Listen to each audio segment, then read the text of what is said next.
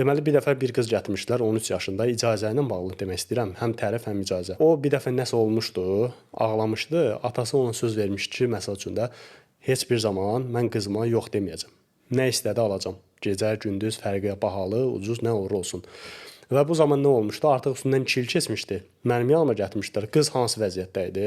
Məsəl üçün mən belə oturmuşam, qız qarşımda əyləşib, xanım da sizin yerinizdə. Anası deyir ki, başını aşağı salıb belə, məsələn bu formada. Anası deyir ki, qızım, psixoloq səninlə sual verdi, başını qaldır, cavab ver. Başlayır ağlamağa. Bir dənə adi bir sözə başlayır ağlamağa.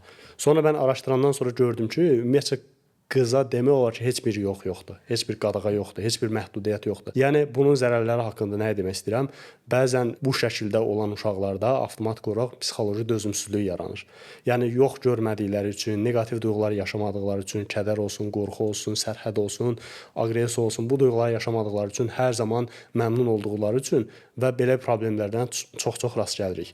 Və həmçinin o uşaq nəyə görə indi bu nümunəni çəkdim? Həmçinin o uşaq ən çox deyir ki, evdə tərif görünən uşaqdır. Nə edirdi? Tərifli idi. Halaldır, yaxşıdır, qəşəng eləmisən.